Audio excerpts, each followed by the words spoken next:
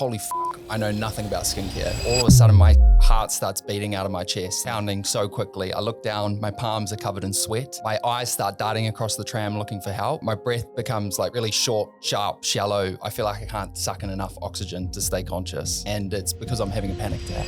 This was genuinely the lowest point in my life. I had thoughts that I wouldn't wish upon anyone. Priceline have an expectation of what you should be doing after being in there a year. We're already doing double that, and in some cases triple that. So for 2 days after that, well, not even the collaboration, just when she posted organically, we were doing like 35 times return on ad spend for those 2 days. And as I said before, had like our biggest sales day ever.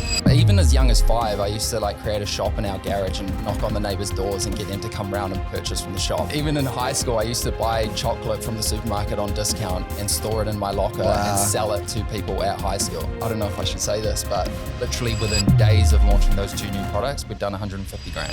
How much do you think the brand has grown like year on year since you guys have launched? 1,000% year-on-year growth. It wasn't until I had really finessed the content style that I launched on Instagram, and then within 6 months on Instagram had like 200,000 followers. Yeah. I think I have an innate fear it's all just gonna drop. Like sales just gonna go through the floor.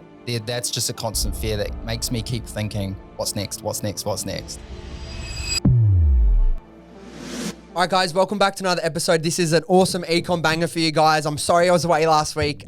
Still catching up on getting back from Japan. But we had Davey Rooney in the house today, one of the coolest skincare brands in Australia right now. He's the founder of Boring Without You. He's also the creator of Skincare Davey. A lot of you would already follow him or have seen his content. We dive into how he's been able to build such a disrupting brand. They're killing it with ecom. They've got over 1,000% year-on-year growth, and they've done amazingly well, smashing all their Priceline targets in retail as well. So we look at how he achieved such amazing growth, what they did differently, and how they've been able to grow so profitably every single year. So much value in this, as well as a really deep story and other parts that we touch on a little bit outside of business as well. But tons of business value for everyone in ecom, everyone building a brand. We'll get into the podcast in a second. Before we do, can I please ask for a few quick favors for everyone watching on YouTube?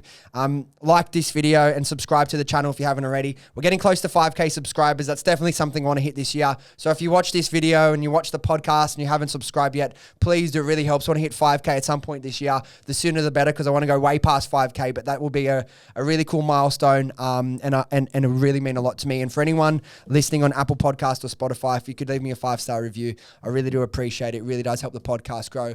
The more the podcast grows, the bigger and better guests we get to bring on each and every week. So thank you all for all the support. Let's get into the podcast. All right, welcome back to another episode. I'm fresh back from Japan. So sorry there was no podcast last week, guys. I really am sorry. There's so much work that goes into putting out a podcast every week. I don't think you guys realize. So I tried. It just didn't work. I had so much to catch up on, but we're back. We've got heaps of awesome ecom episodes for you. Some amazing brand builders coming over the next couple of weeks. Today, we're starting in a really exciting spot. Davey Rooney. As we were talking about before, I spent all of yesterday researching yourself and the brand. You must have one of the coolest, most fun brands on the market right now. For those that don't know Davey, you may know him as Skincare Davey on Instagram and TikTok with his hundreds of thousands of followers. But he's the founder of the brand Boring Without You. Super fun brand, really creative products. I love your packaging, love your branding. We'll go into all that. But first, I just want to say, I know you're not in Sydney for very long. Thank you for coming and giving me your time. I'm really excited about the chat. So yeah, welcome. Thank you for having me. This is probably the most professional podcast I've been on. So I can see the work that goes into the behind the scenes. I appreciate it, but I genuinely really did have a lot of fun researching your brand. I think you're very creative, clearly. The way you've marketed the brand is quite different to other people as well. So we're going to go into all that, a little bit more about Davey and the brand. So you studied cosmetic science. Something you've spoken about a lot, which we'll go into, is you didn't want to start a skincare brand with just the consumer's level of knowledge. So you really did educate yourself, and that's played a big role in your personal brand strategy, which we're definitely going to chat about. So you're stocked in hundreds of Priceline, so we'll touch on some retail stuff for everyone that's already got a brand and is kind of ready to take that leap into retail. But let's kind of rewind. Let's go back to the start, walk through everything a little bit chronologically for now.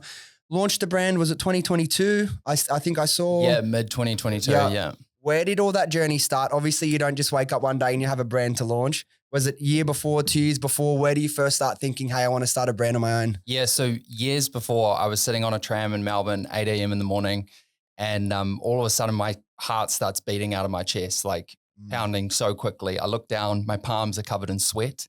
My eyes start darting across the tram looking for help. And my breath becomes like really short, sharp, shallow. I feel like I can't suck in enough oxygen to stay conscious. and it's because I'm having a panic attack. Wow. And I'm actually on the way to work, about to be confronted by someone who has relentlessly bullied me for the last 6 months. And this was genuinely the lowest point in my life. I had thoughts that I wouldn't wish upon anyone, and it was horrible. And then I'm on this tram, and I get a text from a different colleague, telling me not to come into work. I'm thinking, why would they be telling me that? They send a follow-up text saying that Victoria's just announced a COVID-19 lockdown and everyone's now required to work from home. Oh, wow. So I get off the tram, I head home, and I have this physical escape from the bullying, but then came the social isolation, the loneliness of COVID, like many people experienced. And during this time, I knew I needed to do something to like pull myself out of it, to change things. And I focused on something I was really passionate about, which was skincare. So that's when I started studying cosmetic science. And I used to take textbooks to the park and read chapter after chapter on formulations and skincare ingredients and skin types. And I vividly remember reading this one chapter on the 5 different skin types: oily skin, sensitive skin, normal skin, dry skin, and combination skin. And that's when I had, like, I guess you can call it an epiphany, that I have combination skin, my friends have combination skin, but there's no skincare brand on the market specifically dedicated to this skin type. And we created that with Boring Without You. Yeah, I was watching through a lot of your videos. I think I saw a little snippet from one of your decks that you presented to Priceline. Is it like 70% of Australia or 70% of the world have combination skin? Yeah, so it's funny. So in summer, 70% of people have combination skin. In winter, that drops down to 50%. Because that goes more dry? Yeah. Yeah. So let's talk about that moment. You're on the tram, your heart starts beating fast, you can't really breathe, and you realize you're having a panic attack. Is that something you've had before? Was this the first time you'd experienced it? This was a new thing for me, but unfortunately that became like a daily occurrence during that time. And I think anyone who's ever gone through like a bullying experience, it genuinely ruins your self-confidence and your self-worth. And the bully has such an effective ability to get under your skin and make you doubt your own ability. I just can't believe, and maybe this is naive and it just shows like I've been quite lucky with life, but like to hear that people are still bullying, in the adult workplace, like we're not in school anymore and people still do things like that. Yeah, I agree. And I guess I try to look at it with a lens of empathy and just think these people are very, very sad individuals. Yep. And obviously did not receive enough love as a child and don't love themselves. So they take it out on other people. Yeah, that really is the best way to look at them. Like it's hard at times when and you see people just post nasty comments online, you have to try and look at it with empathy because it's the classic saying, hurt people. And it's like, clearly, if you're going to lash out and try and take other people down, how do you feel when it's, 11:30 at night and you're sitting at home in your bedroom at dark by yourself? You know what I mean? Generally, it's like they're not the people that have had the best situation themselves, but still no excuse to take that out on other people. Sounds like a sort of a blessing in disguise, the whole, lockdown thing. Obviously you had to go and deal with the social isolation, but at least to be that trigger break, that environmental shift to take you out of that space to enable you to go and work on something you're passionate about. Did you know when you realized, hey, I've got the time and I need something? For me anyway, like I'll use myself as an example. If I ever had felt like I'm in a rut, the thing that gets me out of it, if I'm just feeling down, low energy, is a new goal that I'm genuinely really excited and passionate about. For you, have you always been with that entrepreneurial kid that you knew you always wanted to start a business, or how did it all like take shape for you? Yeah, so I always knew I wanted to start a business, and people always say, "Oh, start a business, something you're passionate about." And for me, that was skincare. Yeah. But I remember like as young as, what are you at high school? Like even as young as 5, I used to like create a shop in our garage and knock on the neighbors' doors and get them to come around and purchase from the shop. Yeah. It was just stuff. It was stuff in our house that my parents were probably like, why the fuck are you selling our stuff? And then even in high school, I used to buy chocolate from the supermarket on discount and store it in my locker and sell it to people at high school. Yeah. But then one time my locker got broken into. Like I come back and my locker's like literally bent. All the cash is gone and all the chocolates are gone. But you can't go to a teacher and be like, fix this because you're like illegally selling chocolate at the school. So you're one of them. I wasn't one of those people that was like, that you hear the lemonade stands, you hear people taking like chocolates and candy to school and sell them to the friends. I wasn't that. So I'm always really interested to hear people that have that lens, that we're like always like those entrepreneurial people. So you get the news, hey, Dave, you don't come into work. You know, we're going into lockdown. You got to work from home. From that point on, you probably go home. I imagine you're still quite rattled from the panic attack that you've just had. Yeah. How do you go from that point, collect yourself, and then when does it turn into an actual idea that I'm going to actually build a business in skincare? Yeah, I think for a long time, I was just like a shell of myself, negative thoughts. And then when you get into that mindset, it's very easy to spiral. And then coupled with COVID, it was just a whole negative experience. I actually ended up moving back to New Zealand and spent time with family. And then a few months after that incident on the tram, I quit my job and I went all in on Boring Without You.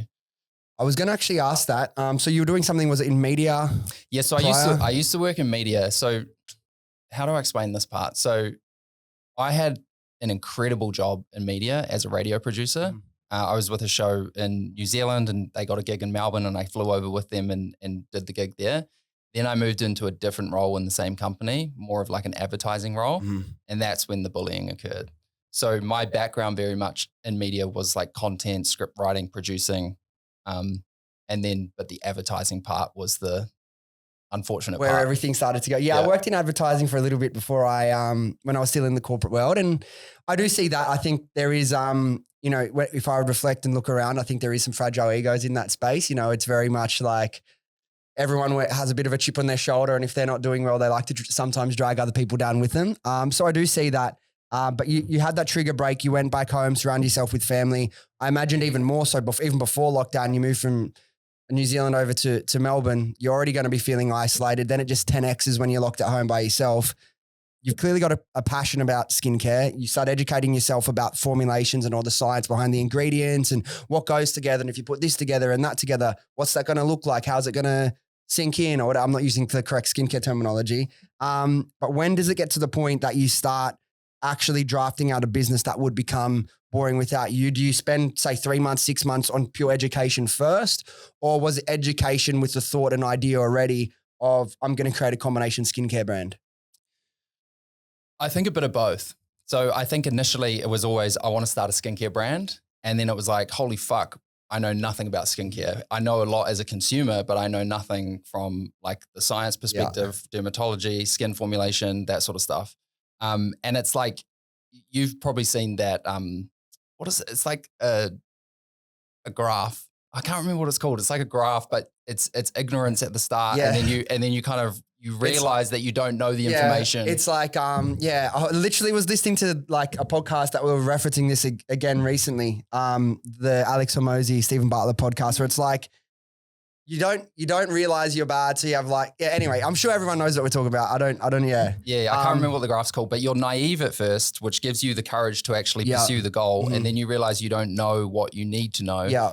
And for me, that was the point where I go, well, I don't want to be another Aussie skincare brand founder that hasn't got a qualification behind them. So I started studying cosmetic science. Yeah.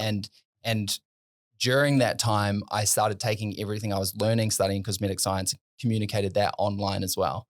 And then also documented the behind the scene process of starting the brand and building it from scratch. So by the time we launched, we had thousands of followers on TikTok. Yeah. And I think as well, if you look at it as like a really clear point of difference, you go into a market like skincare, there's hundreds of brands in skincare, even just in Australia. Yeah. Were you very strategically thinking I need to have clear points of difference from the start?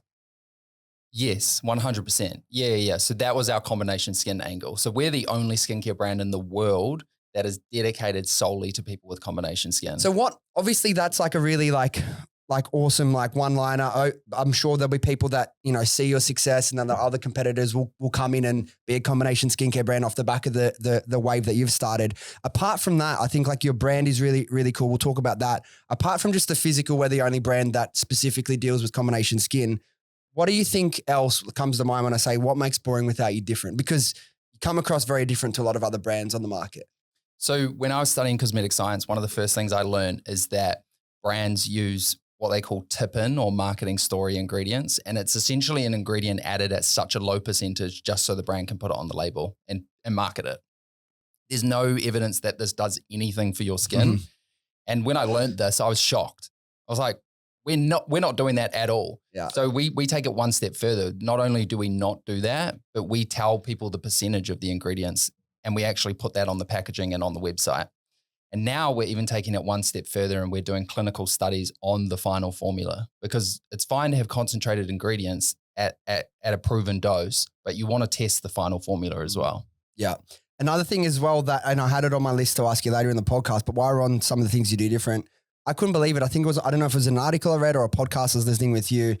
You give, after about 5 weeks after purchase, all of your customers get an email that get an opportunity to book in a call with you. Is that like every customer gets sent that email, or is it like 1 in 10, 1 in? Like, no, every customer. I've never heard of that. That's like, yeah. Yeah. So every customer gets the opportunity to book a 15-minute call, and it's pretty much my opportunity. I'm the grateful one to get direct feedback from customers. And I literally ask every single person, what don't you like? What can we improve on? And sometimes I do 1 day a week, and sometimes my whole Wednesday is filled up back to back with those calls. Yeah. It's all about, like, you hear Gary Vee and people like that talk about scaling the unscalable. Yes. Like, that's, again, like, obviously, 5 years from now, maybe you won't be able to do every single customer, but the point of difference you'll have in the knowledge you'll have in the relationship and community you would have built with your, biggest fans over the first few years of your business will set you apart. And I don't think there's many other founders in the space that would be like, you know what, I'm going to go and give a whole day a week to doing that. Also, the amount of people that jump on the phone and go, oh, I'm actually talking to Davey. I thought it was going to be one of your employees. And I'm like, I don't have employees yet.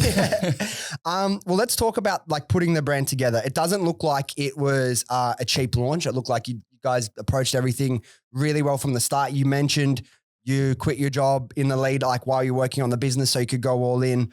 How did you fund the business like this without, quitting your job? Like I said, it didn't look like an extremely cheap launch I know when you're customizing like products from scratch, there's generally some reasonably big MOQs with that. How did you go about that? And more importantly, because a lot of people get stuck here, this is why I'm asking, it's good to like have the idea, I'm going to start this business and invest this money I've saved. But when the big invoices start coming and you got to actually start paying them, it messes with your head sometimes. And people, that's when they're like, they get, oh, do I really want to do this? This is like a $10,000 invoice. This is like half of the money I got in the bank. Or how did you like work through those moments? Did you have any of that like self-doubt and fear that made you question that when it's time to actually pay the bills? Of course.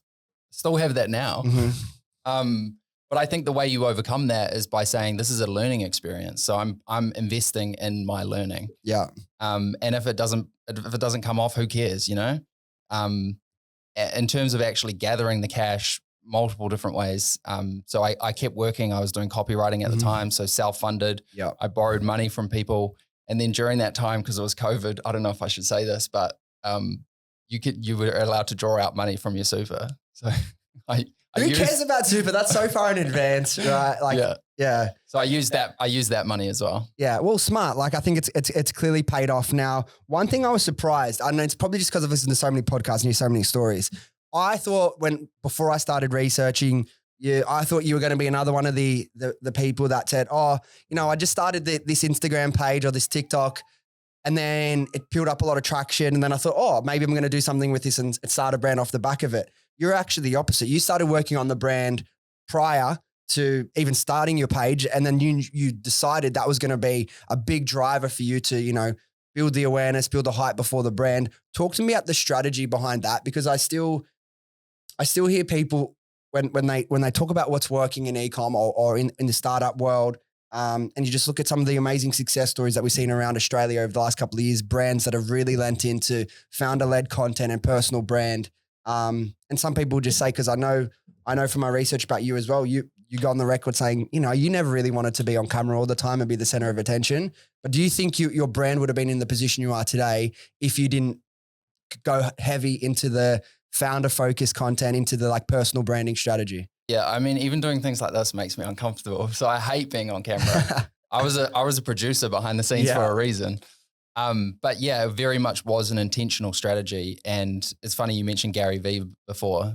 He was going on and on about TikTok in 2021. He's like, get on TikTok.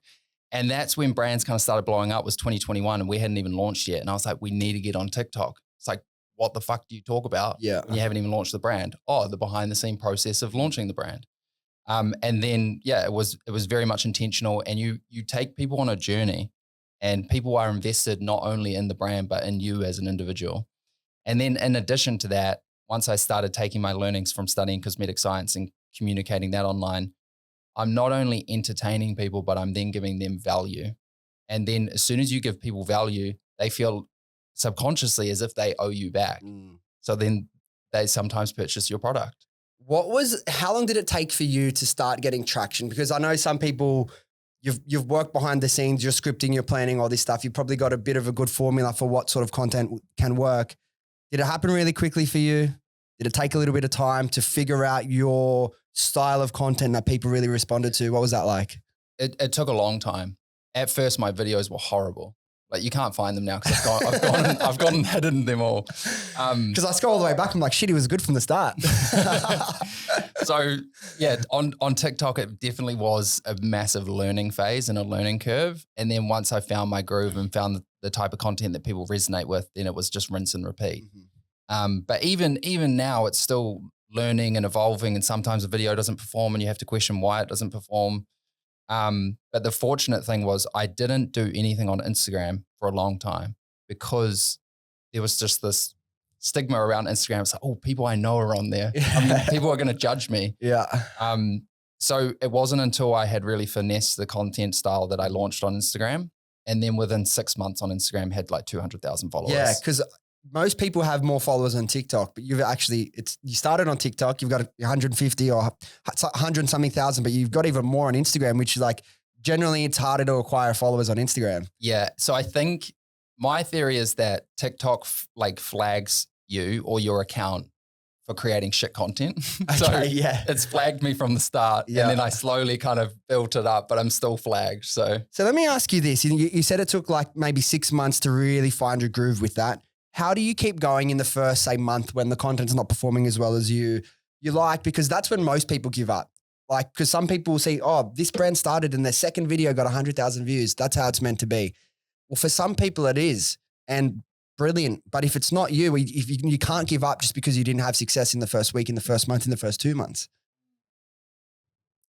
We spent all our money on developing the products and the branding and stuff. So we had no money for marketing.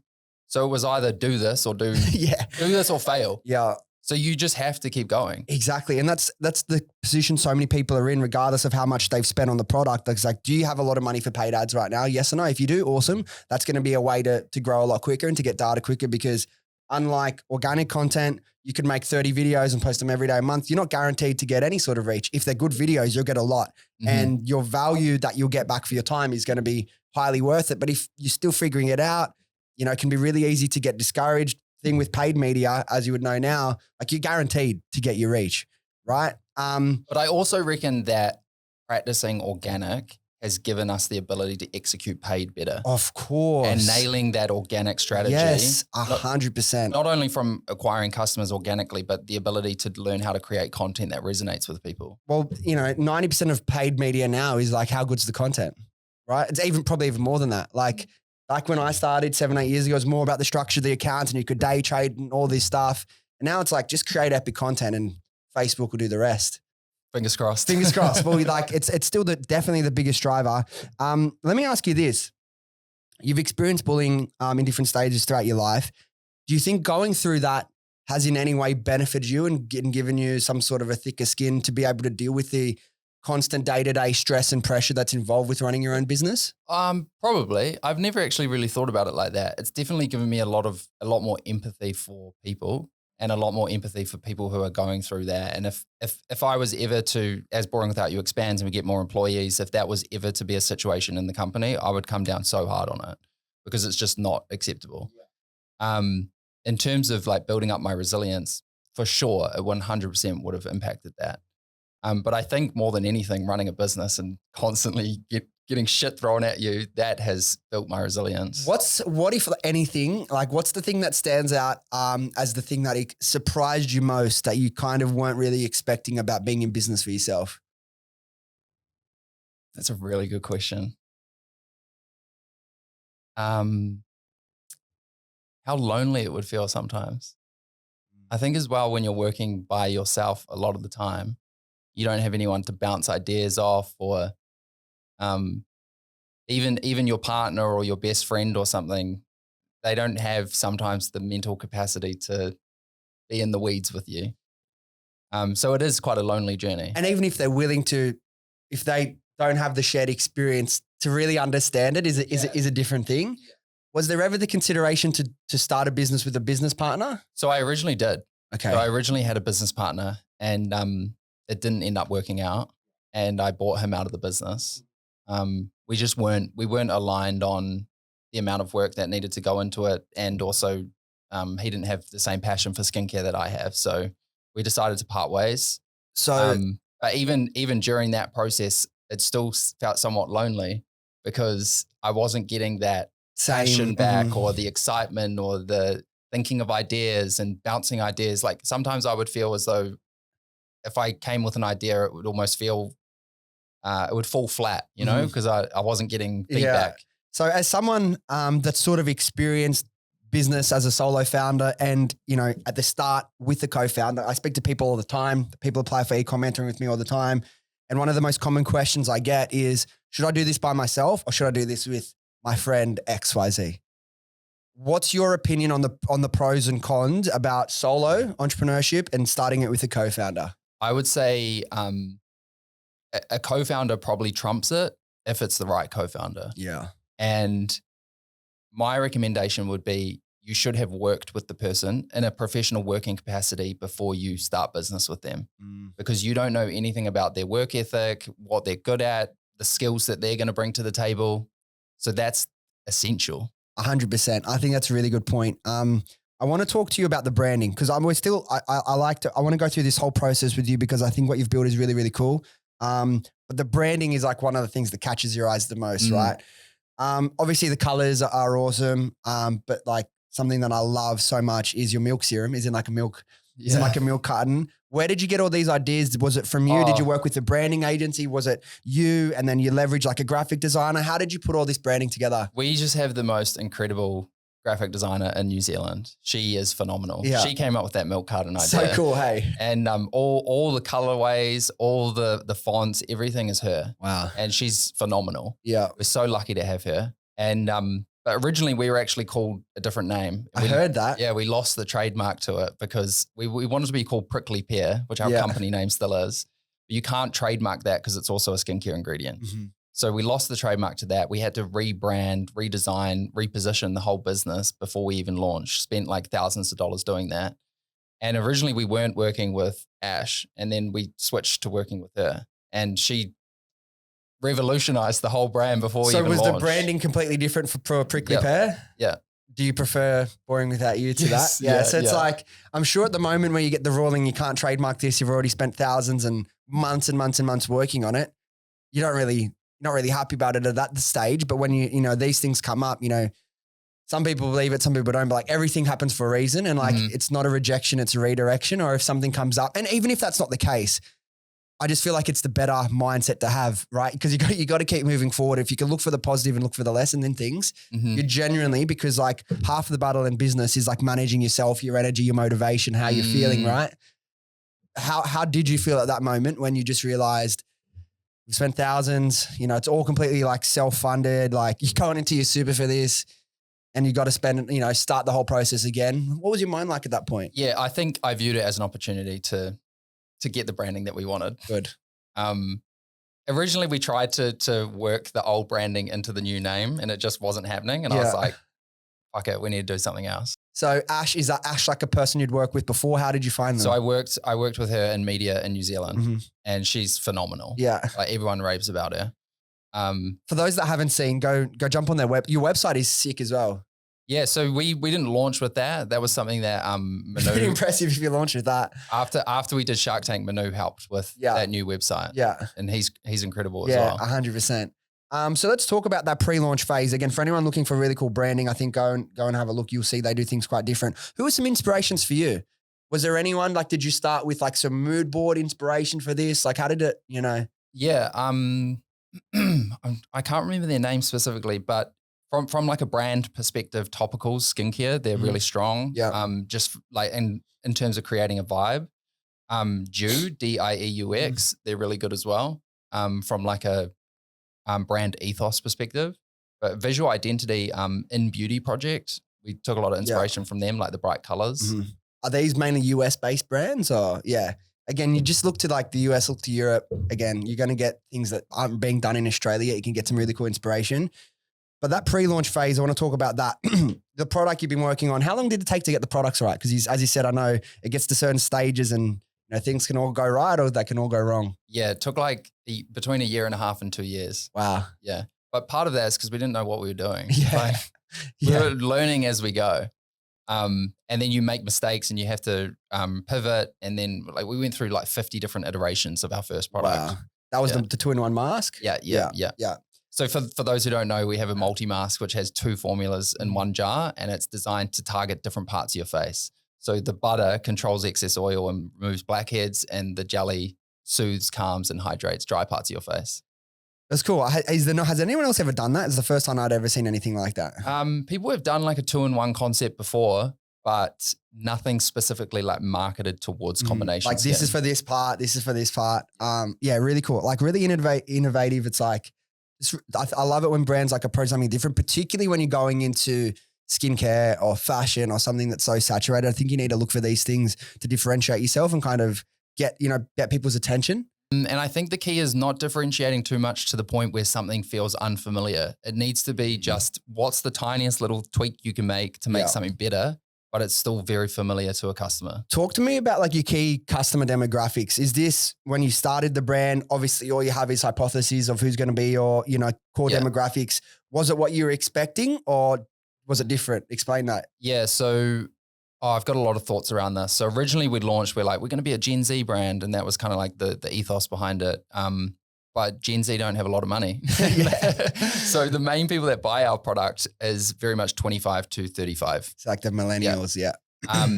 And they're the people that follow me on social media. They're the people that really resonate with the content. And also main people that have combination skin are 20 to 35. So it's that key demo there. But we also have a lot of people with more mature skin that follow me on social media. So I think a lot of mums really enjoy watching my content and they purchase Boring Without You as well. Yeah. And it's funny because when you're perimenopausal or menopausal, you actually develop combination skin as well. So we kind of have those 2 key target demographics. Yeah. It's always interesting to hear people talk about that. So often your hypotheses at the start are proven wrong. And I think a big one that I've heard on the podcast now multiple times, you think your core demographic is younger than it is.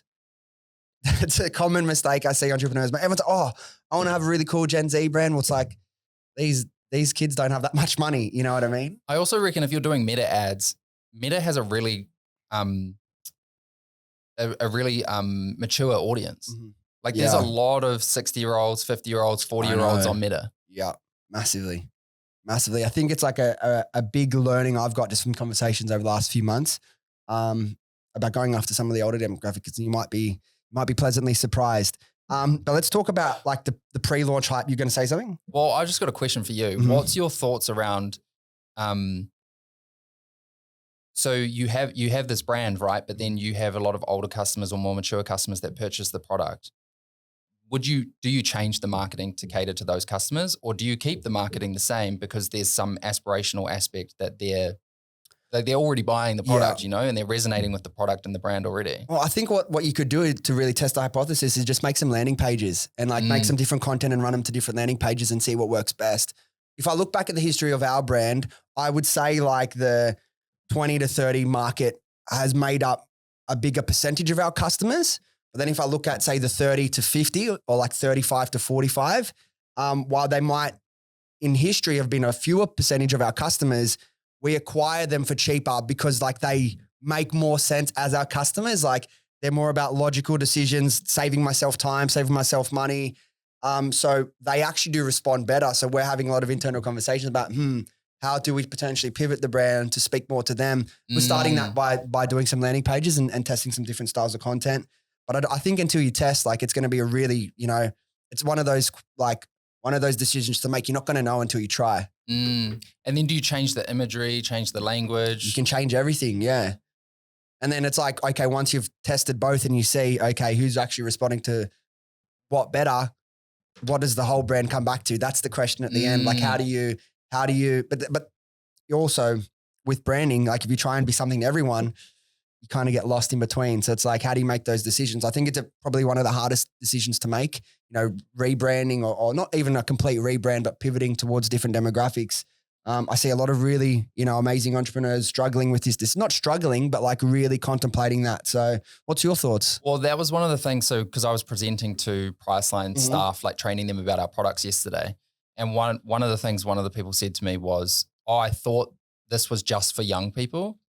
And as I'm doing the presentation, they're realizing that all ages can use the product and see massive benefits from it. And I said to her, well, why do you think it's just for young people? And she said, because it's bright and it's colorful. So if that's an instant reaction from a Priceline staff member, imagine what customers are thinking when they go in store. You definitely see the visual identity of the brand and you think younger, but then you see your content and you kind of think older. Exactly. And I think maybe there's a disconnect as well. Well, maybe, do you think there's some 45-year-old woman who sees it and just instantly assumes it's not for me? Potentially, yeah. But then it's like, how do you stand out on shelf in Priceline amongst all these clinical white and blue brands? Yeah. How do you be different? Yeah. So I think it's a balance of still being bright and colorful, but delivering our evidence-based, clinically proven scientific formulas in a way that still resonates with customers. Who's booking more calls? Like, who are you speaking to more, do you think? The younger or the slightly older demographic? Older people book more calls. Yeah, I would assume so. But is that a bias that I have of like, oh, okay, it's the older people booking, or are there way more older customers? So we're digging into that at the moment. Yeah. And it's something that I'm trying to learn more about. Yeah. That's really cool. It's really exciting to be in a position like with a brand like that you have so much repeat business. You have the opportunity to really learn so much from your customers. So let's talk about, the launch. You clearly said from the start, you spent all the money on the product and the branding and like all the packaging and everything. So a big part of I imagine your launch strategy was that like building up all the hype organically. Yeah. What did the month leading up to launch day look like? And were you doing any paid things, any influencers on launch day? Talk me through that lead up, like that month leading up to launch, and then what you did on launch day to drive as many people to the website as possible. You're testing my memory now. It's only 2.5 years ago. I know, but I don't know why I have a shit memory. We just solely focused on email and organic content. And we did pre-sale so that we had some money in the bank to pay our suppliers. Yeah. And then I think that pre-sale, it wasn't anything massive. It was like $5,000. We made $5,000. Yeah. And then when we officially launched, I think we made like $10,000. So what you said you focused on organic and email. Were you doing things to incentivize people leaving their emails with you in the lead up? Yeah, we had a competition. They could win like a $500 Mecca voucher or something. Yeah. And then beyond that, you have your pre-sale, get some money. How are you feeling with like 5,000 pre-sale? Are you like, this is the best thing ever? Like, I've made money for myself, like outside of the system for the first time. You're like, shit, I thought it was going to be more. What were the honest thoughts going through your mind? I thought it was going to be more. Yeah, I genuinely thought it was going to be more. And I was like, shit, we got to keep working hard. Yeah, it's not easy, eh? What was like, and we look at the first year. Sorry, can I just say on that, we didn't do a good enough job educating people about the product before we launched. So we educated people on the brand, the behind the scenes journey. Yeah. But then when we launched, that was the first time people heard about the product. The ingredients, how it works. Yeah. And so I learned from that. And then when we launched our additional products last year, I spent 6 months educating people on the ingredients, the products, the skin concerns, why they need those products to treat those skin concerns. So by the time we launched, they were prepped and ready to go. Yeah. And that paid dividends. Massively, I would imagine. First year, is Shark Tank in the first year? Was that in the second year? When did Shark Tank happen? Yeah, so launched 2022, then Shark Tank was filmed in May 2023 and aired in September 2023. So that first year was pre-Shark Tank. What did the marketing strategy or the main marketing channels look like in that first year? Just TikTok. Just TikTok. Just TikTok, email. That was it. You didn't even do much paid stuff for the first year? We didn't do any paid. Wow. So when I went on Shark Tank, our revenue in that first year was 130 grand. And that was just solely organic. All organic. Yeah. Yeah. So crazy. I have this conversation with Joe all the time and brands all the time. Like obviously paid is like, it's like sort of the shortcut. It's easy. If you can get a product with the right margins and you can profitably run ads from day one, you're like in a really good position. But realistically, you can't do that with every product. So if you're a founder that can create good content and take people on that journey and build content and tell a story, it sets you up really strongly. I guess, people could just go watch a lot of your videos and learn from that. If you could distill a couple of key learnings about how you or a new founder could approach organic content to try and get people bought into the journey and potentially turn them into customers down the line. What's a few key lessons you've learned about creating organic content with the end vision? It might not be today. It might be in a month, 2 months, 6 months to potentially turn into customers. So what I like to do is I like to script out my content fully before I film it or before I voice over it. And I'll go through it so many times and be like, what words can I cut? And it's literally, can you tell the same story with the same impact with less words? Yes. And then that's what you need to be doing. And then a lot of the time I'll write the full script before even writing the hook. Mm-hmm. The hook's like the last thing I write. And I'll workshop the hook 10 different times. And I'll even tell people, do you think this is a strong enough hook? I'll message my partner, do you think this is a strong enough hook? And he'll say no. And I'll have to rework it. And that hook is it's not just the written hook, it's also visually what's happening on the screen. And are you building curiosity with the content? Are you wiring something in someone's brain that makes them think, I need to know what's happening next. I need to know what the outcome of this is. Whether that's giving value or whether that's hooking them in with a story.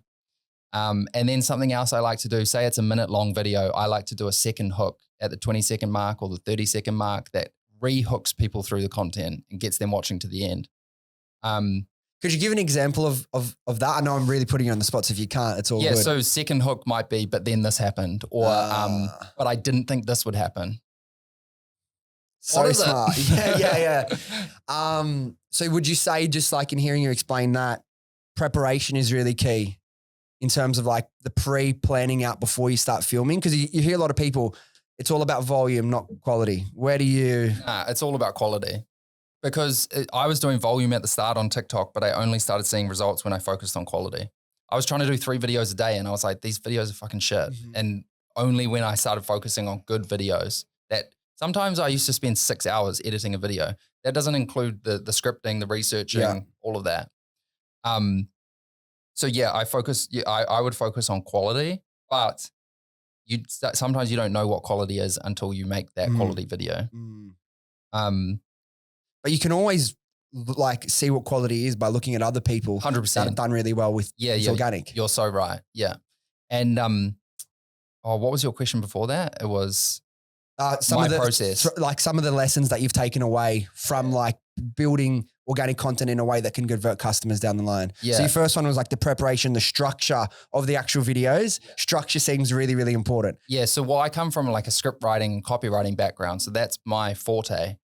Some people can pick up a camera and tell a story off the cuff. That's not me. So it's about knowing your strengths. And for me, I can create a really strong script and do a good voiceover. So that's what I lean into. Let me ask you this, and it's a tough question. So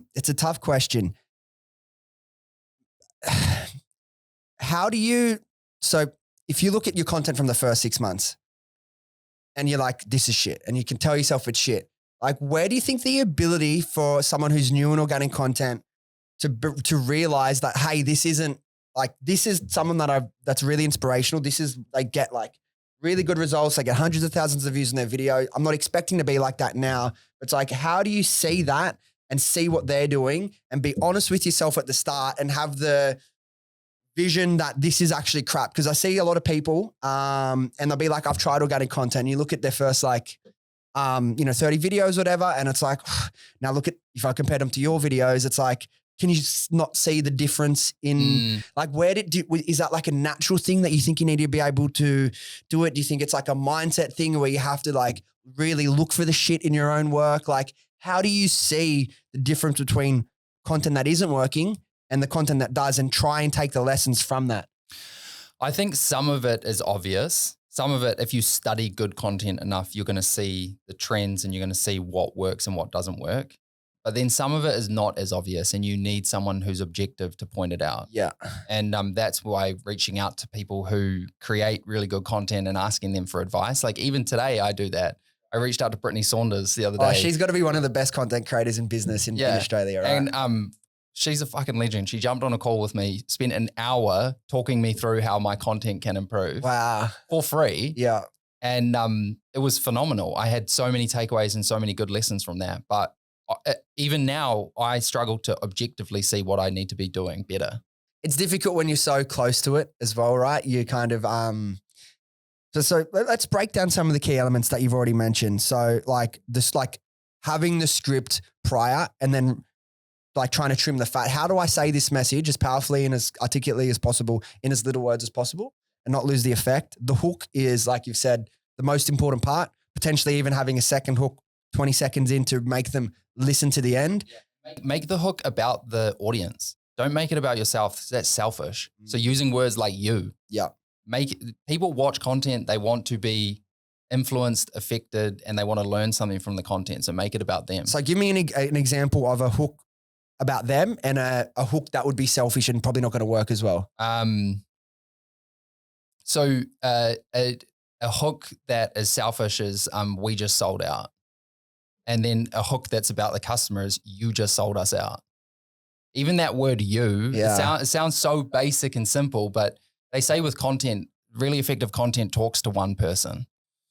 And so that word you is instantly talking to that one person who's sitting alone in bed watching TikTok. That's such great advice. Yeah, that is such great advice. And you mentioned something as well, like building curiosity. Now you can do that with obviously your hooks and everything, but you mentioned something else and I think this is one of for people that maybe are at a lower level of their content experience, like what's going on visually as well. Yeah. That's something that, maybe beginners don't see as much unless you've really watched good content creators and break it down. Yeah. What are some of the visual hooks or visual differences you can do to make your content more creative? I think a basic one, like you'll have your microphone clipped onto something random different every time. Like that's a really easy one that everyone, like you see that for the first time, like what's he doing with a spatula in front of his face, Yeah. So this is something I'm always trying to work on and something I don't think I'm amazing at. But also some other examples would be like walking into the frame or throwing something or pouring out skincare or pouring water into a glass, doing something with your hands that makes it more visually appealing and is beyond just you talking to the camera. Yeah. Have you done any like short courses on like content creation, or is this all from your own experience? Like, is there any good assets? Obviously not everyone's going to be able to send Brittany Saunders a message and jump on an hour-long call with her. Is there anything that you've picked up, or is it just like trial and error? Like any good creators that you follow that break down good content creation that you could pass on to people? I want to give the audience value, but I'm struggling to think of any. I can't think of any. Well, I think a good one would just be watch your videos.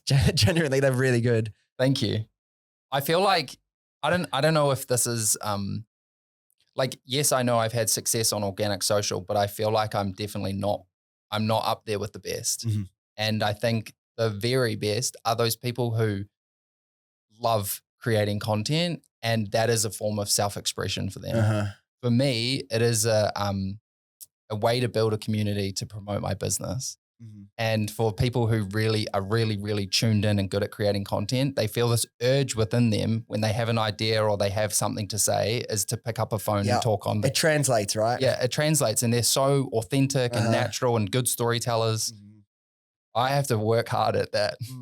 Well, do you think then, let me ask it this way, like, do you think for someone that's completely green, never created any content for themselves, would it be more beneficial for someone like that to go to the absolute best in the world and try and replicate them, or maybe find someone, let's just say if you think Brittany Saunders is up here and you're like the next one down, maybe, okay, don't try and do what Brittany's doing, maybe try do what you're doing. Yeah, potentially. Also, I just thought of it now, a really good book, which you've probably read, is Jim Edwards' The Copywriting Book. Okay, I haven't read it. Oh, you should read it. It's so good. And just even from an ad perspective, it teaches you the formula to connect with customers. And I use that when I'm creating organic content as well, just the way you structure a script. So is it Jim Edwards? Jim Edwards. Jim Edwards on copywriting. All right, I'll look it up. Joe, put it on a list. Joe loves copywriting. He's a bit of a copywriting nerd. Read heaps of books about it as well. So organic has always been like the backbone of the business. At what point do you start doing some paid stuff? Was it after Shark Tank? Where did that come in? Filmed Shark Tank in May, and then I got connected with Manu, and we started running ads 2 weeks later. Oh, wow. Straight off the back of that. Yeah. Manu was like, you've got all this content. He's like, let's just run it in ads and see how it goes. Yeah. How was the experience going on Shark Tank? And I heard you applied like the final night they had applications open or something like that. Yeah. So I said, well, first of all, I was in Bali editing the video, and then all all of a sudden all the files got corrupted after I'd spent 3 hours editing this video.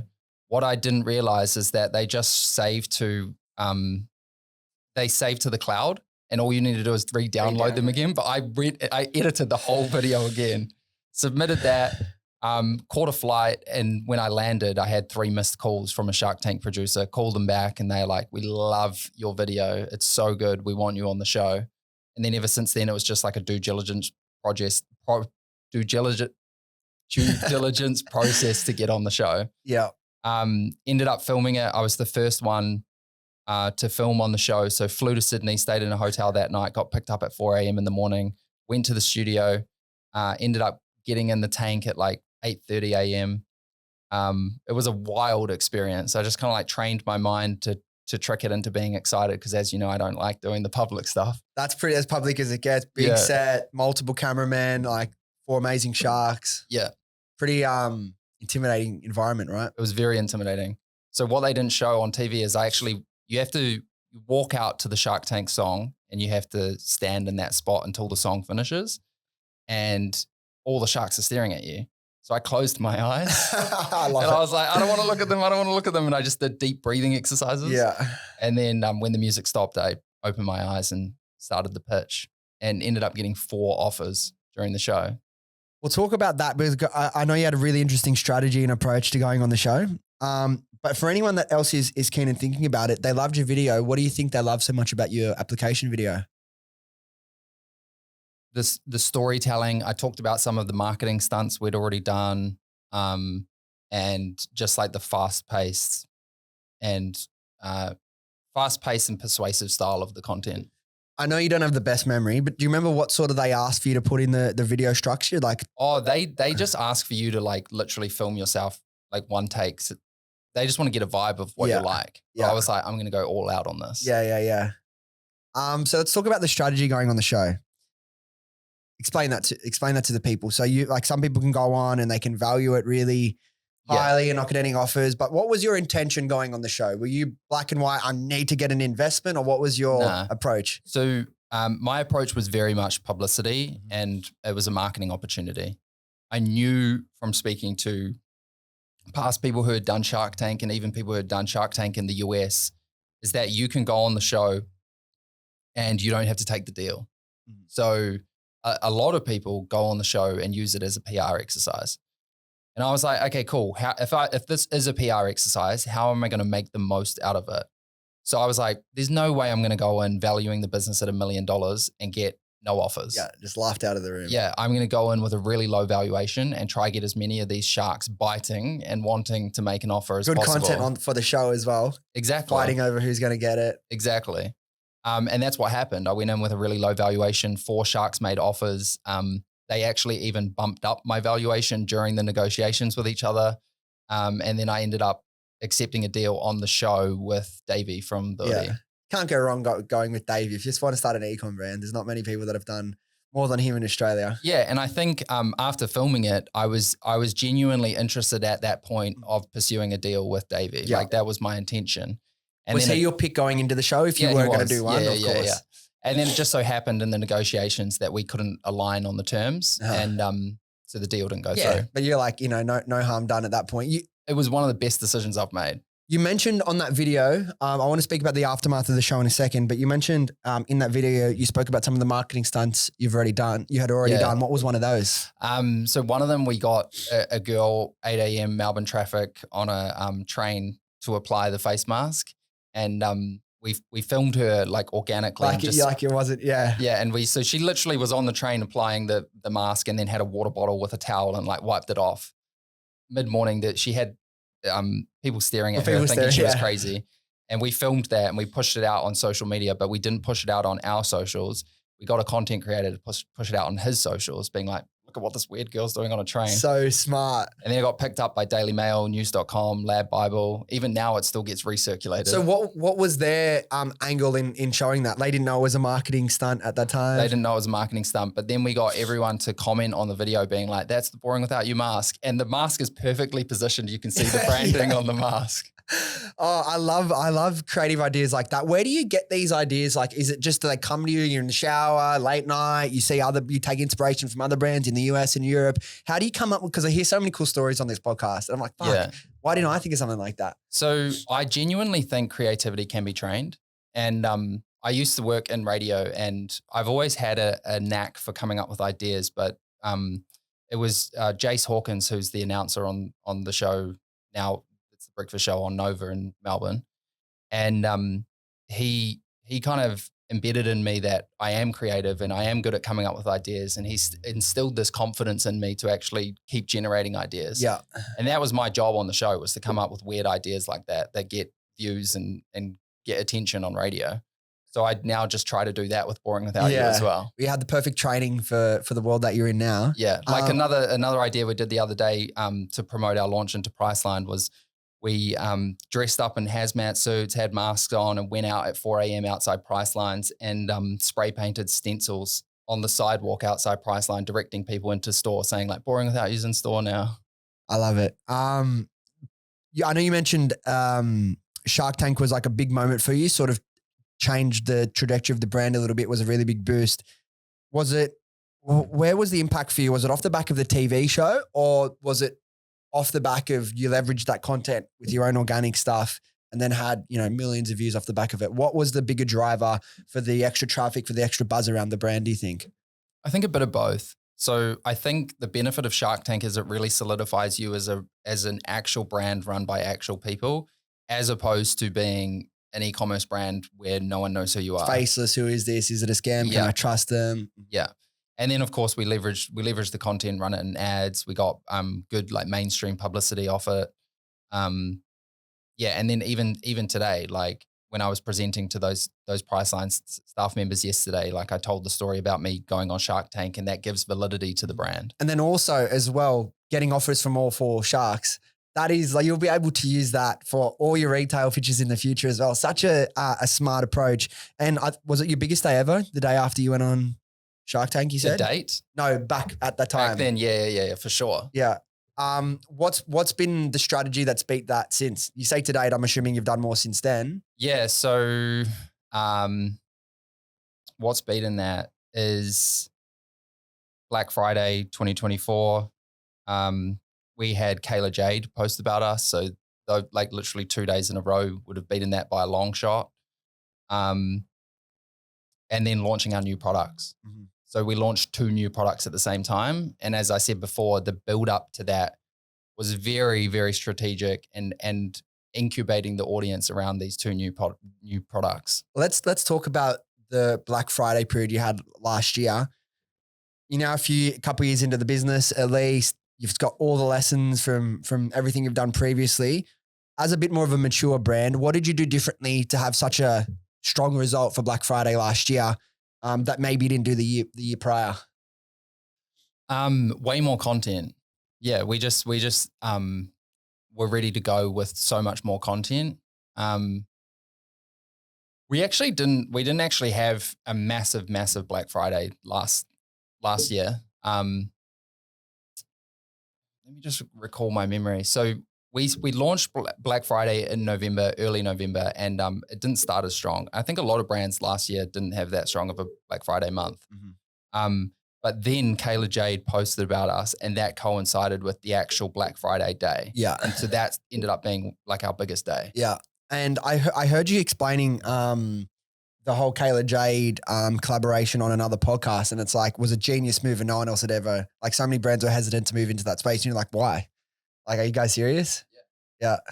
So in case you don't know, Kayla Jade is a sex worker, and she tells like fascinating stories on TikTok, and people just vicariously live through her. I listened to a few of it. I'm like, fuck, they're so interesting. She's a really, really good storyteller. Like one of the ones you mentioned before, the one that can just put on the camera and start talking, and they somehow speak in ways that are interesting, even though they haven't scripted it, haven't chopped it all down. You might be surprised though, Dylan. She might script it. Oh, well, you would know more than me. It doesn't appear that she does though. To have that skill to be able to talk like you're talking off the cuff.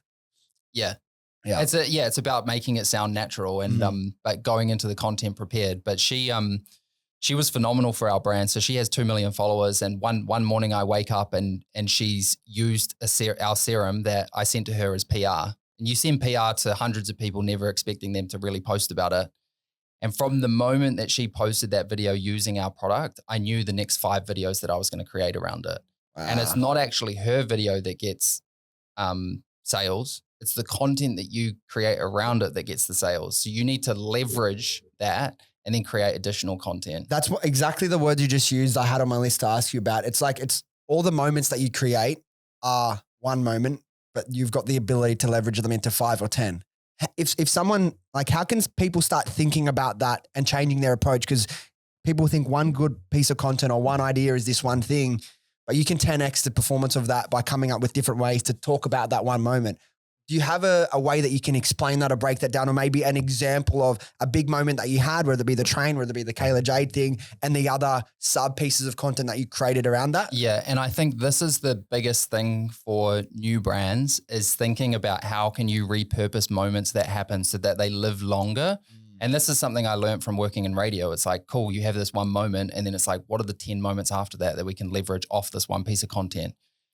So example for the Kayla Jade one. So instantly it's, okay, cool. My reaction to her posting. That's it. Okay. Then it's cool. My reaction to the uptick in sales. Okay. Then it's replying to a comment that someone made. Okay. Then it's replying to a negative comment that someone made about her being a sex worker. And it's a minute-long video of me defending sex work.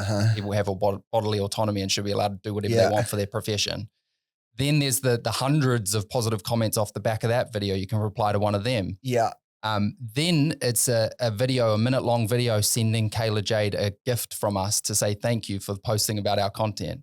That got 1.8 million views. Like, it's all So of this crazy, sort of stuff. right? And it's just thinking, okay, cool. How can we leverage this? How can we do something different that other brands aren't doing? I love the way you think about that. I think there's a lot to be learned about the way that you, and there are other brands that do that well as well. Now, as we've spoken about, I think I mentioned at the start, Priceline, you're in, I think, 300 and something stores around the country. It wasn't an easy process. Well, they were really keen, but you had to go through a few different buyers and start the process all over again. Explain to us the process, what it looked like getting in with Priceline, and what you think got 3 separate buyers so interested and bought into the brand. So if you don't know how to do something, find someone who knows how to do it. And that's exactly what I did with the whole Priceline thing. I knew nothing about the whole retail space. So I found an ex-Priceline buyer and worked closely with her on a pitch deck and everything. And then by the time we presented to the first buyer, straight after that pitch, they were keen. Because we, in our presentation, had hit all the things that they cared about. And what are some of those things they care about? So they care about differentiation. They care about, do you have existing customers that you can pull into the store? They care about what sort of marketing investment are you going to make?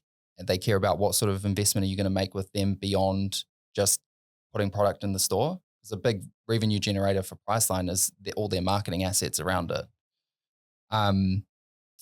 They care about the team, the products, all of that sort of stuff, the price point, all of that.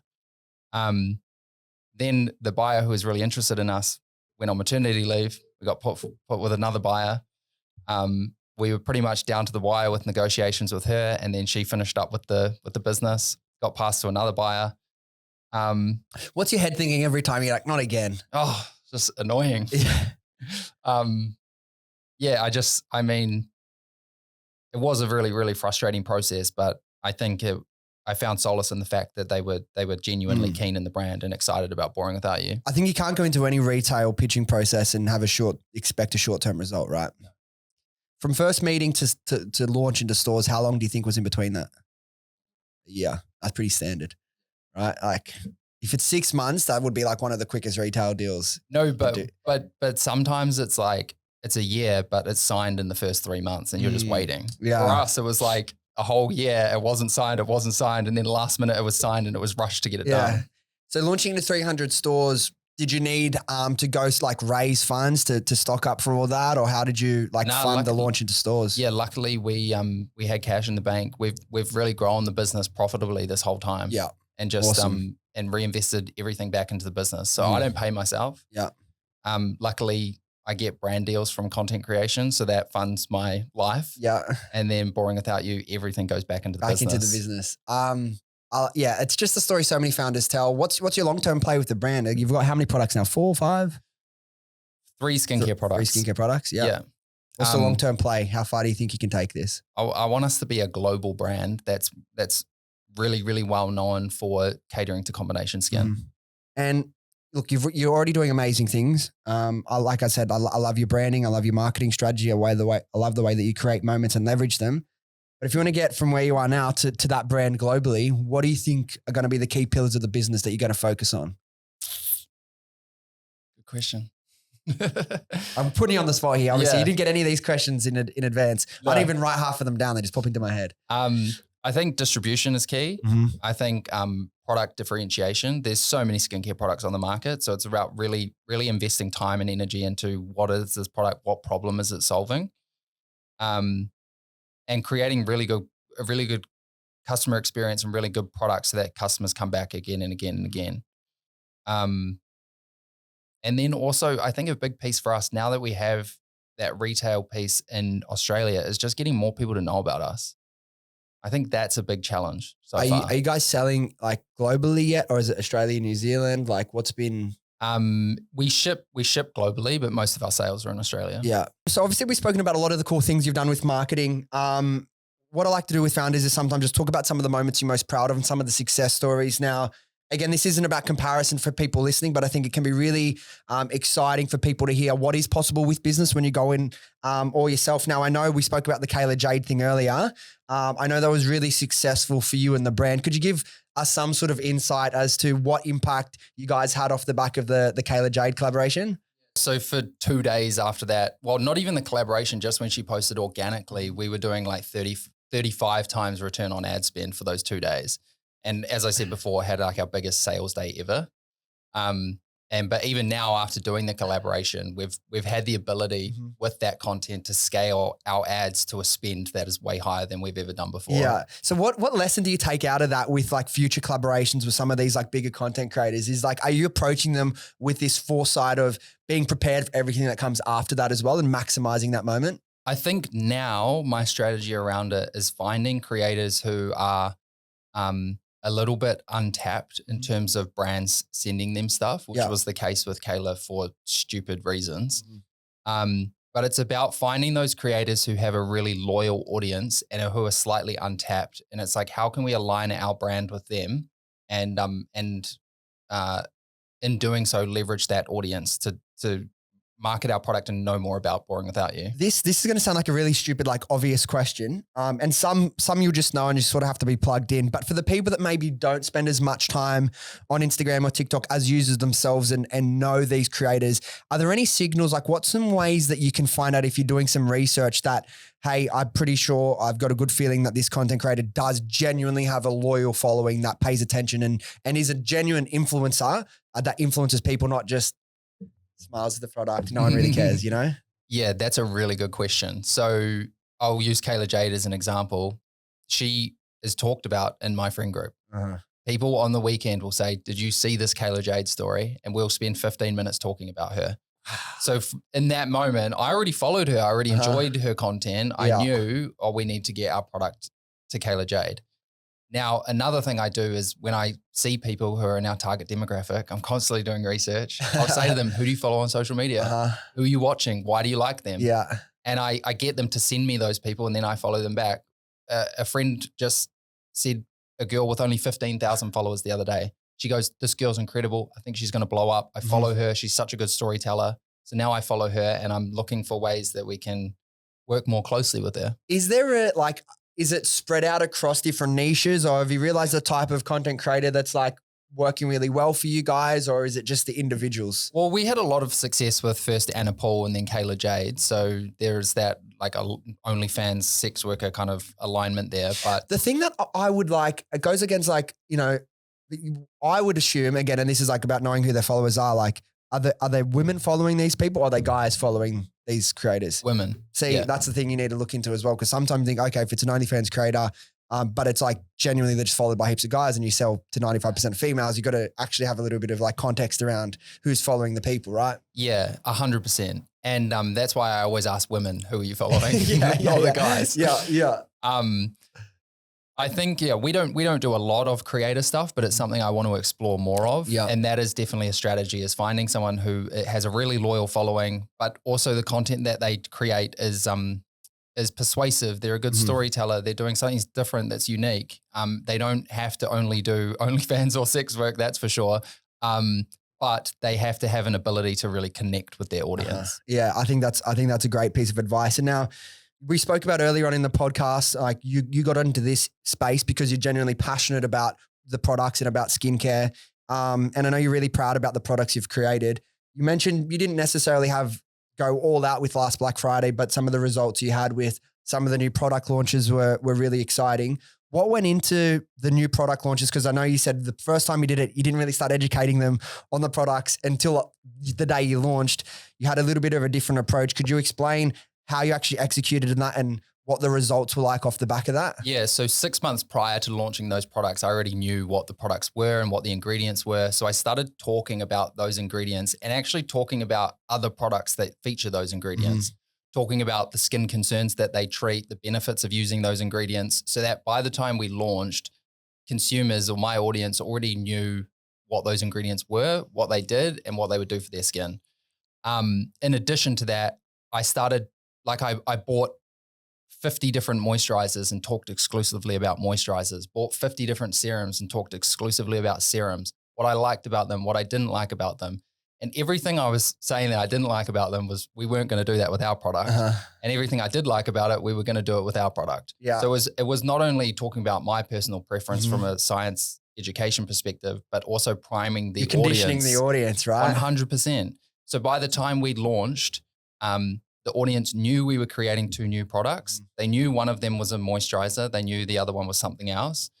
And they knew about the ingredients, what the ingredients did, and the benefit it was going to have on their skin and the skin concern that they were trying to treat.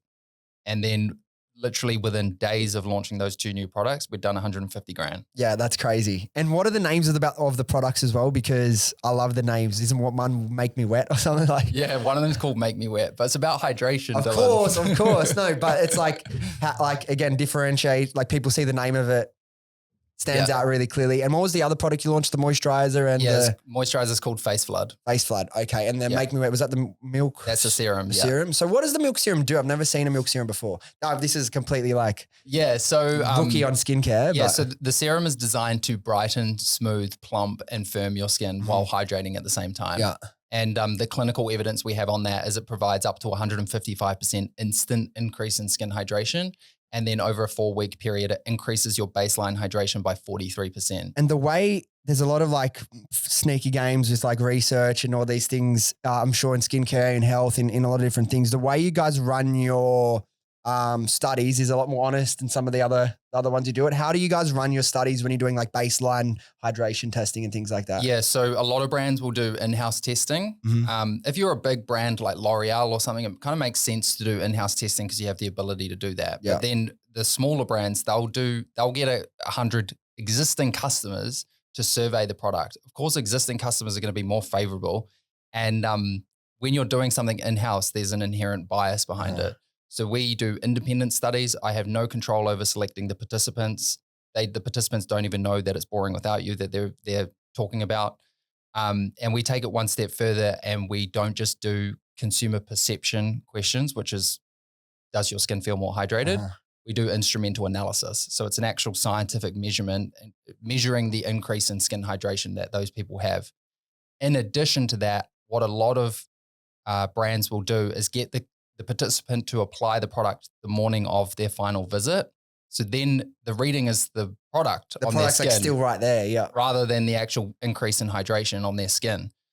So we get the participants to apply the product the night before, they wash their face the morning of their final reading, and then that measurement, that 43.10% increase, is an increase in their baseline hydration. Genuine baseline hydration. I thought that was really cool. That stood out to me. And it's just all these different industries will play funny buggers and try and, make the statistics, make them look good. But I think having such an authentic, transparent approach like you guys, it's only going to win you bigger fans in the long term. Hope so. Well, we'll see. But it's working pretty well so far. Now, the brand, you're in your third year, fourth year, third year? Yeah, in the third year. Yeah. Third year, you've had some pretty impressive growth. from the start? Like how much do you think the brand has grown like year on year since you guys have launched? Yeah, pretty massive. 1,000% year-on-year growth. Yeah, that's nice. What do you put that down to? I know we've spoken about a lot of things in detail, but like, what do you think's like one of the main things that you guys have done so well that have enabled you to consistently grow? You ask really good questions. That just puts me I'm on just the putting you on the spot. I know. Yeah. We'll put some thinking music on in the background thing. Yeah. It's so many things. Mhm. It's so many things. And I think it comes down to like, we have a really strong organic strategy. We're really founder focused. We're focused on creating really good products that do what they say they will. So customers come back. And then we do creative and thoughtful marketing that really makes us stand out. Yeah. I want to ask one final question about some of the successes and the really proud moments of the brand before I move into some other things that I just want to get your takes on and advice, get a little peep into the psyche of Davey. But retail, again, it's really great. We spoke about getting stocked in Priceline. That's awesome. Like it's a big achievement, but then it's like one thing to get stocked. It's another thing to sell through. What do you think once you're in the store? Because that's like, people feel like, okay, that's the end game, right? Getting in the store is the start of where the work really begins. What have you guys been able to do to continue to actually sell successfully in Priceline? Like what's driven that strategy, and has it performed to where you thought it would be, to where Priceline thought it would be? How has it sort of all played out being in store? Yeah. So I think the key is once you're in store, you have that accessibility, and then it's about building awareness so that when people go into a Priceline store, they already know about the brand.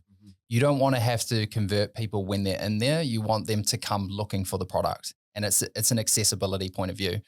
So now my big focus is how can we get as many people as possible to know about Boring Without You?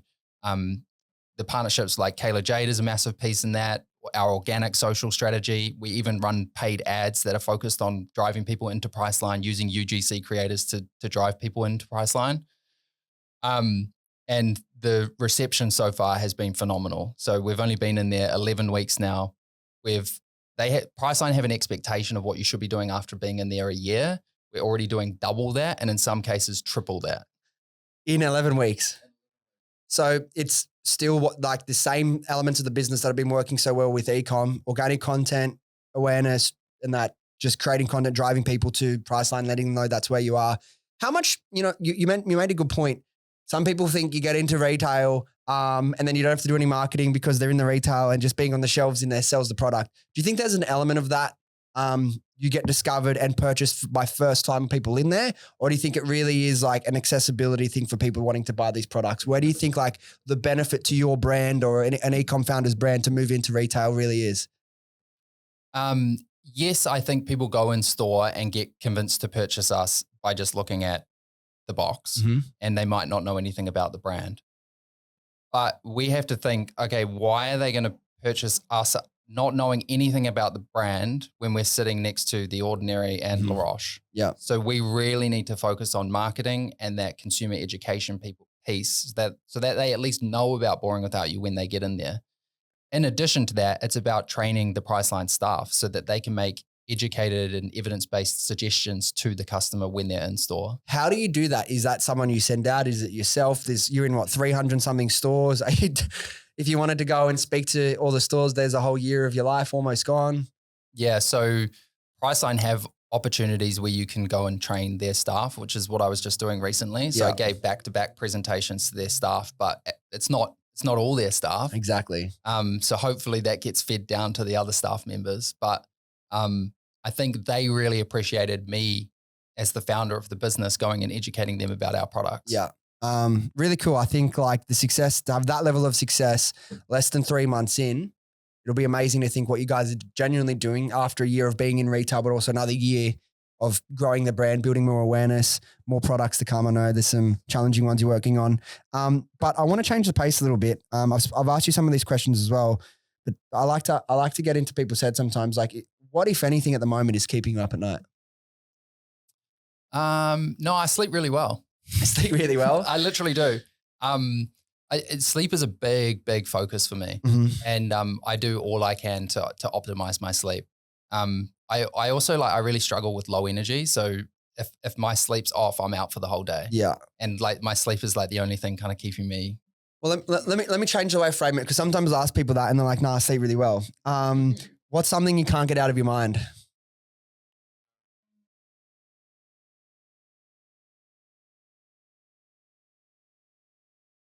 I think I have an innate fear that it's all just going to drop at one point. Like sales just going to go through the floor. Priceline sales are going to go through the floor. And that's just a constant fear that makes me keep thinking, what's next? What's next? What's next? So I think it's a good thing to have. A little bit of that is good. Yeah. I think if you start ever feeling that, what's the classic saying? Like, success is never owned, it's rented, or whatever. Like, you got to like show up and pay the bills every day for that. This is a question I do ask a lot of people, but I think it's like super valuable. There's always a massive lesson in it. For you, again, putting you on the spot here, apologies in advance. What's a mistake that you've made that has cost you the most amount of money? And what was the lesson in that? I want to say rebranding the business, but that's like, we've already talked about that. You'll cut this, I'm sure. No, we'll leave it all in. Not the pause. You won't leave this pause. We'll see. Joe, you make the final call.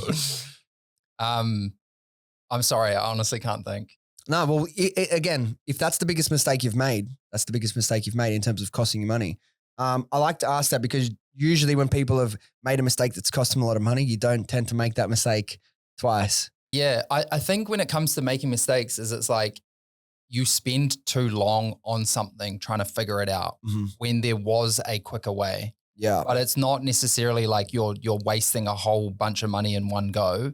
It's just that you spent way too long on this thing and your time was taken up on it when you could have been pursuing other opportunities. Yeah, that's probably the more relevant one for more people listening. Is there anything that stands out or something that you got too invested in that you shouldn't have? Maybe a competitor that was copying you and you spent 2 weeks going through this legal process and blah, blah, blah. Like, is there anything? We should have done ads way sooner. Like, we spent a whole year not running any ads and our revenue in that first year was piddly.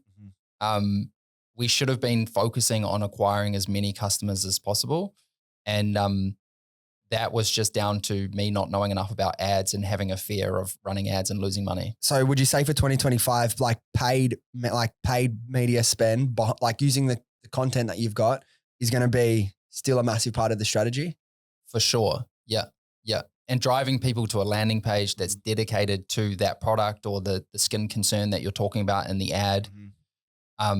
And then leveraging other creators to actually run ads with their content and then drive people to that landing page as well. Yeah. So it's really exciting to think of everything that you've done, only really probably properly investing in ads over the last year. There's a lot of growth there for you. Now, again, this one, I'm probably going to be putting you on the spot. I know you got a bad memory, but if you don't have anything, we can brush past it. But I want to ask you a couple of questions because these are the questions that I think give people some really good value that are listening. Now, if you could go back to Davey on day one of the business and give yourself one tactical piece of business advice on day one that you think would have really helped you out then, maybe it's exactly what you just said. Start paid ads earlier. What would that have been? And it's okay if that's it because it sounds like a really good one. But if anything else comes to mind, love to hear it. No, it would have been don't do a multi-mask first. Don't do a multi-mask first.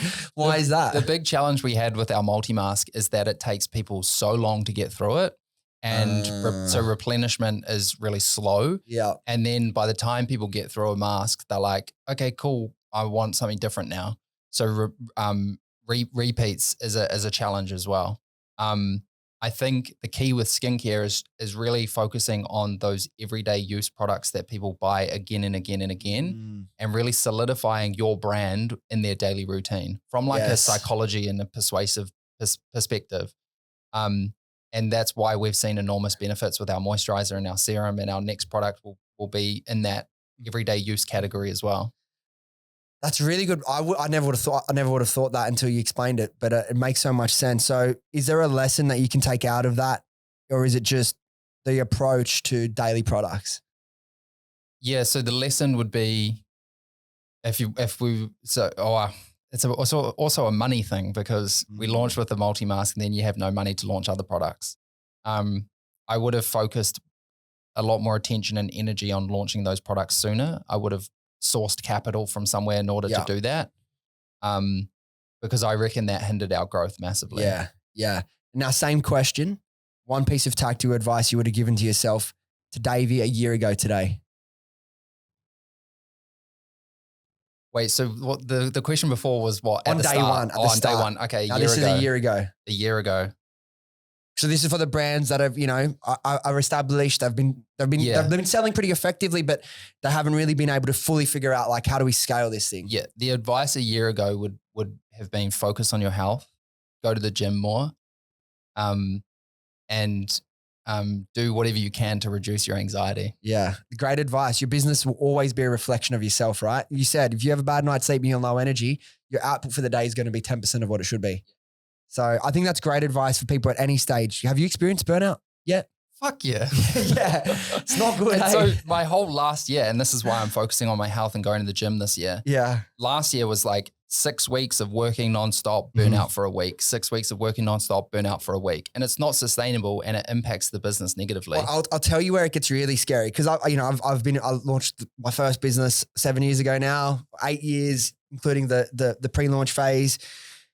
The first couple of times I've burnout, it's that, but one time I had burnout and it took me a month to like get back to like my proper energy levels.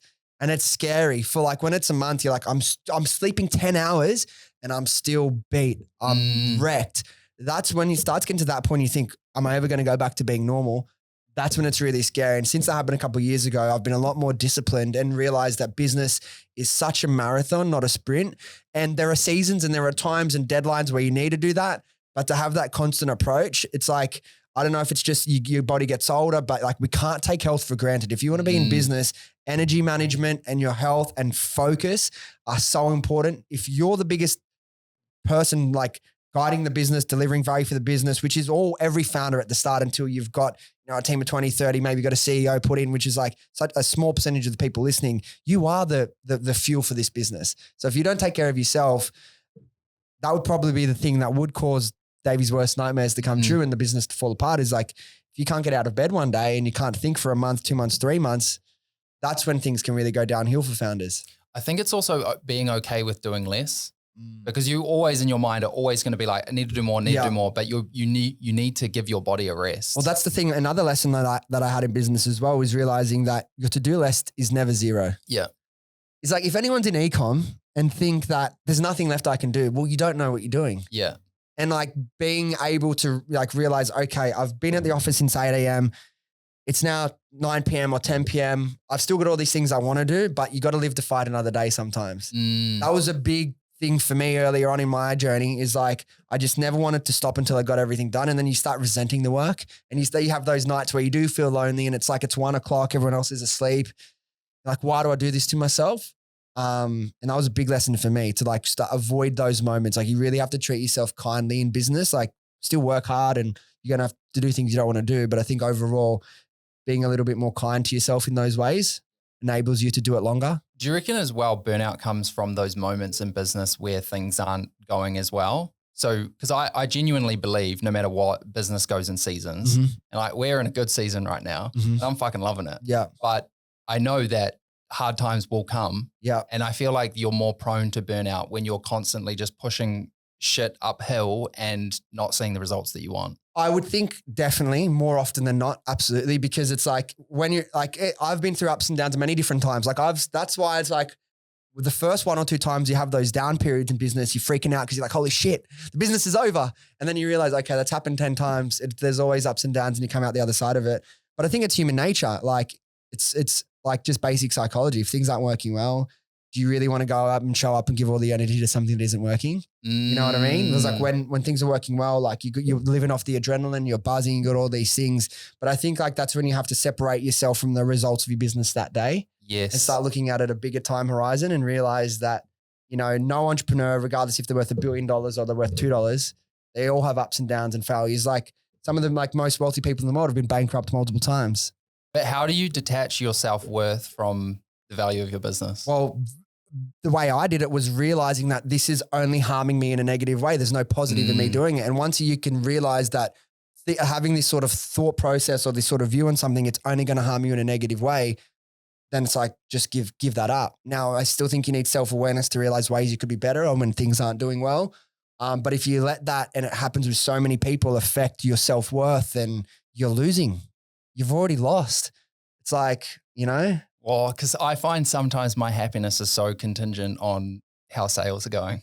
yeah, it's easy to get caught in that. Yeah. And I want to get better at like working through But that. if you can be truly happy when the business isn't doing well, Yeah. and when the business is doing well, Yeah. easy. That's the easy part. That's the easy Yeah. part. Yeah. So I think getting used to the periods where things aren't going as well as you want, maybe aren't growing as quickly, or you got to deal with all these like challenges with regulations or legal stuff, whatever it is, the really shit stuff that you don't want to enjoy spending your time on as an entrepreneur. If you can get used to doing that with a smile on your face, and like sometimes it's easier said than done, then I think in the good moments, and then it's like there is ups and downs, but if you can get used to eating shit in those bad moments and not let it affect your mental health and the way you feel and operate.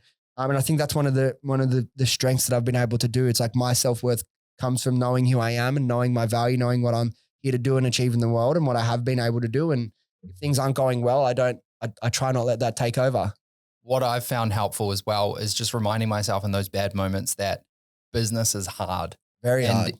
not everyone does it for that reason. And it's not meant to be roses and rainbows all the time. So you just have to push through those moments. Yeah. And then hopefully something will come from it. I was at an event, a BOA event at Icebergs 2 days ago. And a lot of people, like previous guests of the podcast, was catching up with.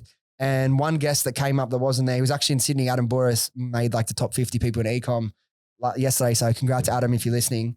A lot of people said like one of the episodes that really stood out that we did at the end of last year was Adam and Raquel's podcast, because they're a business now. They're doing, I think, like 20 million a year. Like they did like $1 million in a day or some crazy stuff over Black Friday. But they come on and they talk about the fucking shit moments too. Yeah. And it's like, if the people that are like some of the best performing e-com brands in Australia that are growing, if they're having moments where they're tight on cash or they're really stressed out or they're not enjoying what they're doing right now, and then you realize if that's happening to them, of course it's going to happen to everyone in between. Then it's just like, that's business. And then that's one of my biggest things that I learned the first year that was surprised me. Holy shit, business is 90% fixing issues and problem solving, right? And if you don't like that, and it took me a bit of time to recalibrate and realize I didn't really think that, no, that's what I was getting into. And if you don't like that, you don't want to do that, you're in the wrong space. Yeah. So that's just part of it. So yeah, I think the understanding that a lot of people, whether they're same size as you, the smaller or bigger, all going through these things, reach out to a friend, maybe speak to someone that you know is in business and chat to them, that they probably have a very similar story that they went through. Yeah, I feel like whenever I catch up with a business friend, it's just us venting about things that are going wrong. Oh, why do we put ourselves through it? And then trying to help each other solve it. So why do you continue to put yourself through the emotional roller coaster that is being in business? You mean why do I do it? Mm-hmm. I think growing up, struggling with my sexuality, there has always been this inherent belief that I'm not valuable, maybe. I don't know. And there's so much of my worth or what's driving me comes from some sense of like external validation. That's probably why 99% of entrepreneurs start, for one reason or another. Well, I think, but a lot of them wouldn't admit that. Yeah. Or maybe know it.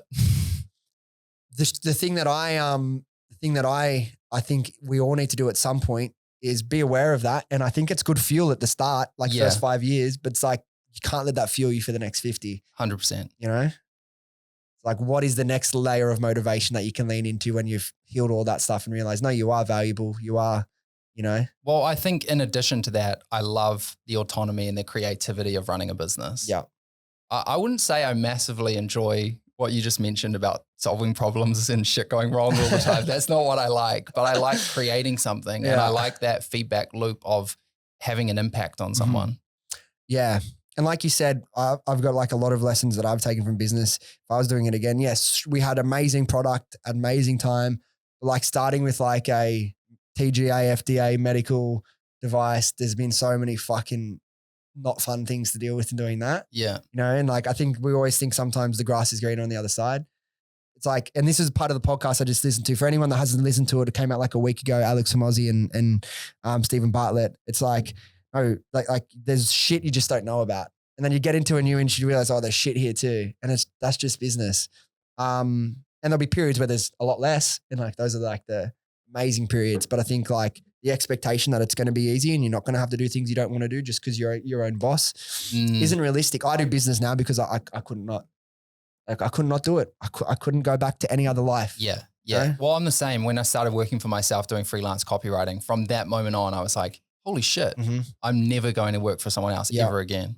So you'd rather work 15 hours a day for yourself than go to that office where you're working with people you hate, you're unfulfilled, you live for Friday, and then it gets to 4 o'clock Sunday and you're already thinking about Monday morning and you're like, I've lived that life. That ain't for same. me. I don't know how I did it. Yeah, exactly. I was really like, I think in a deeper level, depressed in a way I didn't realize. Like not depressed maybe chemically in my brain, but like on a soul level. I wasn't happy doing it. Like waking up, and that's what like so many people are in that system and you don't realize how unhappy you are until you take yourself out of it and you realize, fuck. Also, just I think if I look at myself during that time, like the drug taking, the alcohol abuse, escapism, right? Was so prominent. And yeah, my mum said to me at one point, like, oh, you're doing it as an escape. And I was like, no, I'm just doing it to have fun with my mates. But I don't take drugs now. I don't drink alcohol now, like very rarely. And I'm so much happier for that. Like I look back to periods when I was in my like 19, 20, 21, back when the cross in Sydney was like still really good. And me and I guess it's that age, but we used to go out like Friday, Saturday, like both days in the cross for like, there was like maybe a year or two straight. And I look back now thinking I couldn't have been too happy if like I lived for like that Friday, Saturday night partying every week, you know? So you kind of have to do it to realize though. Yeah, it's a rite of passage. But I didn't realize at the time, but thinking back now, I'm like, I don't know, maybe it's just the age, but I think finding healthier things to. Maybe we're just old now. Maybe we're just old. Yeah. Well, Davey, I've had an incredible conversation with you. Thank you so much. Final question. Again, a lot of people would already know who you are and where to find you, but for those who don't, where can they find yourself and the business online? So you can find Boring Without You, boringwithoutyou.com or boringwithoutyou_ on Instagram. And you can find me, Skincare Davey, on TikTok and Instagram. Awesome. I love it. So much great value on your personal page as well. So if you're interested in skincare and how you can, approach that better, go follow Davey. Thanks for having me. Amazing. Thank you so much.